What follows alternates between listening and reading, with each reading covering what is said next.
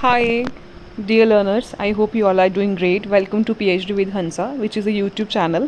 And आपको सबको पता है कि मैं कैसे जीके सेट को कवर कर रही हूँ, उसके सिलेबस को कवर कर रही हूँ। पहले वीडियो बनाई थी मैंने प्रिपरेशन स्ट्रैटेजी की, किस तरह से आपको प्रिपेयर करना है। अब मैं जो वीडियो बना रही हूँ, पेपर पैटर्न को भी मैंने डिस्कस किया। अब जो मैं वीडियो बना रही हूँ वो मैं कंप्लीट सिलेबस की वीडियो बना रही हूँ, ठीक है, पेपर 1 की। आप सबको पता है आप सबका पेपर 1 जो है वो सेम होगा। उसको किसी भी सब्जेक्ट का स्टूडेंट दे, उसका पेपर 1 जो है उसका सिलेबस जो है वो उसका सेम रहेगा, ठीक है। अभी हम थोड़ा कंप्लीट सिलेबस को अच्छे से पढ़ लेते हैं, ठीक है। बड़ी सिंपल लैंग्वेज में मैं समझाऊंगी, आपको समझ में आ जाएगा। चलिए स्टार्ट करते हैं विदाउट वेस्टिंग एनी टाइम। तो आपको पता है मैंने अभी आपको बताया कि पेपर 1 आपका 50 क्वेश्चंस आपको आते हैं पेपर 1 में, जो आपके 100 मार्क्स का रहता है। पेपर 2 में आपको 100 क्वेश्चंस आते हैं, तो 200 मार्क्स के रहते हैं। तो ओवरऑल आपको टोटल 150 क्वेश्चंस आते हैं, जो आपके मार्क्स बनते हैं 300 मार्क्स का। आपका पूरा पेपर जो एक सेट है या नेट है वो पूरा आपका 300 मार्क्स का रहता है। इसमें हम सिर्फ जेके सेट का सिलेबस ही नहीं देखेंगे, यूजीसी नेट का सिलेबस भी पेपर 1 का यही है, ठीक है। जेआरएफ यूजीसी नेट का सिलेबस भी आपका यही है पेपर 1 का, ठीक है। जितने भी सेट के एग्ज़ाम होंगे आपके, मैक्सिमम का पेपर 1 का सिलेबस आपका यही है। तो आपको किसी और वीडियो को देखने की ज़रूरत है नहीं, आप इसी वीडियोज़ को अच्छे से इसको देखो। आपका पेपर 1 का सिलेबस मैं पूरा मतलब आपको बता दूँगी क्या सिलेबस है। आप बस अपनी कॉपी पेन लेके बैठो, आप उसको नोट डाउन करते जाओ। चलिए स्टार्ट करते हैं। सो पेपर 1 का फर्स्ट चैप्टर है आपका, फर्स्ट यूनिट है आपका टीचिंग एप्टीट्यूड, ठीक है, टीचिंग एप्टीट्यूड। अब देखिए ये यूनिट हमें ये बताता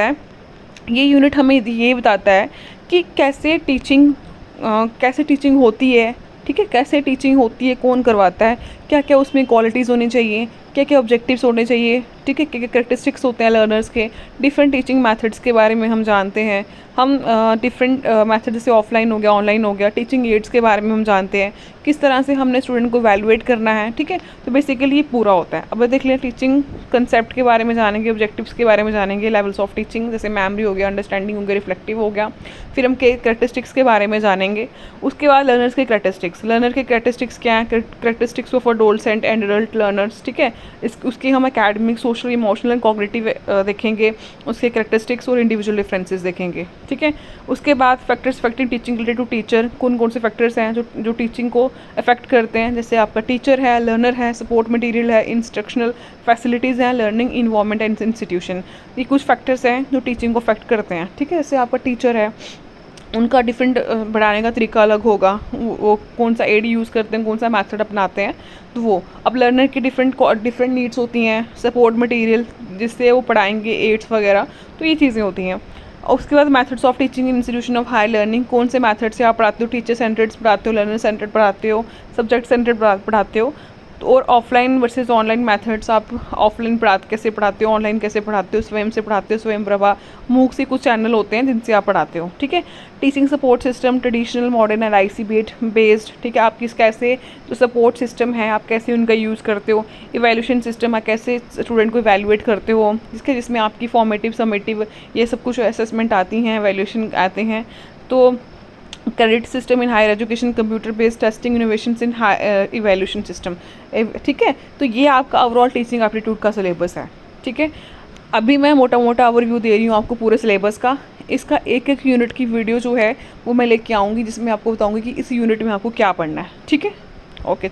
उसके बाद है unit 2 research aptitude. Research aptitude में आप पढ़ते हो रिसर्च के मीनिंग के बारे में, उसके टाइप्स के बारे में, उसके कैरेक्टरिस्टिक्स के बारे में, पॉजिटिविज्म क्या है, पोस्ट पॉजिटिविस्ट रिसर्च क्या है। फिर आप मेथड्स ऑफ रिसर्च के बारे में पढ़ते हो, एक्सपेरिमेंटल, डिस्क्रिप्टिव, हिस्टोरिकल, क्वालिटेटिव और क्वांटिटेटिव मेथड्स ऑफ रिसर्च। फिर उसके बाद आप पढ़ते हो स्टेप्स ऑफ रिसर्च। उसके बाद thesis and article writing, format on styles of referencing, application of ICT in research और रिसर्च एथिक्स के बारे में आप पढ़ते हो। तो आपको मैंने ओवरव्यू दिया रिसर्च एप्टीट्यूड में आपको क्या कवर करना है, ठीक है। इसके ऊपर मैं डिटेल वीडियो लेके आऊँगी, इसमें मैं हर एक यूनिट को, हर एक चैप्टर को आपको अच्छे से समझाऊंगी, आपको क्या कहाँ से क्वेश्चन आ सकते हैं और कहाँ से आपको कवर करना है। उसके बाद कॉम्प्रीहेंशन, वही मैंने आपको बताया, एक पैसेज आपको दिया रहेगा, उसमें से क्वेश्चंस आएंगे और आपने उन्हीं पैसेज में को अच्छे से पढ़ के अपने आंसर जो है वो करने होते हैं। उसके बाद है कम्युनिकेशन। कम्युनिकेशन में आपने कम्युनिकेशन का meaning, types characteristics of communication, effective communication, verbal non verbal, inter cultural and group communications and classroom communication. ठीक है, अब कुछ बैरियर्स रहते हैं कम्युनिकेशन के, और मास मीडिया एंड सोसाइटी कैसे कम्युनिकेशन होती है, तो आपने ये।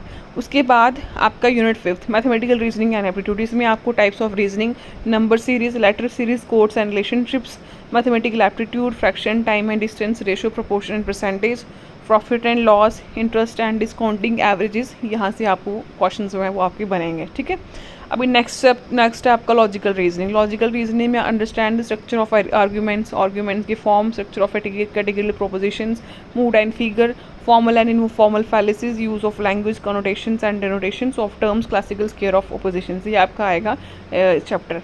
उसके बाद evaluation and distinguishing deductive and inductive reasoning, उसके बाद एनालॉजीज आएगी, फिर आपको वेन डायग्राम आती है, simple and multiple use of for establishing validity of arguments. ठीक है, उसके बाद आपको जो है वो इंडियन लॉजिक से क्वेश्चंस आएंगे, मीन्स ऑफ नॉलेज से आएंगे, फिर आपसे प्रमाण हो गया या अनुमान हो गया।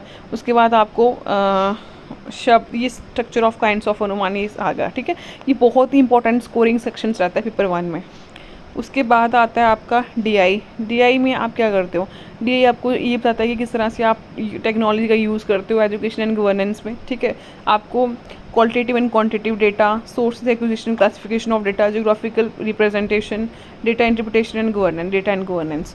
उसके बाद आपका आएगा इंफॉर्मेशन एंड कम्युनिकेशन टेक्नोलॉजी, जिसमें आप जनरल एब्रीविएशंस आएंगी, टर्मिनोलॉजीज आएंगी, बेसिक ऑफ इंटरनेट आएगा। ठीक है, internet, email, audio, video conferencing, digital initiatives in higher education, कौन कौन से डिजिटल इनिशिएटिव्स लिए जा रहे हैं हायर एजुकेशन में, आईसीटी एंड गवर्नेंस। ठीक है, ये सब कुछ आपको करना पड़ेगा आपको इंफॉर्मेशन एंड कम्युनिकेशन टेक्नोलॉजी में, जिसमें उसके बाद है people development and environment.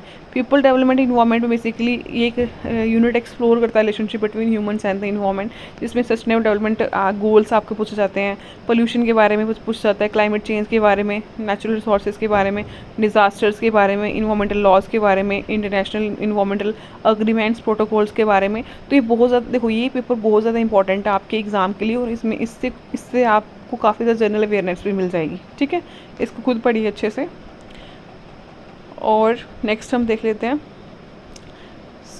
Next हम देखेंगे हायर एजुकेशन सिस्टम।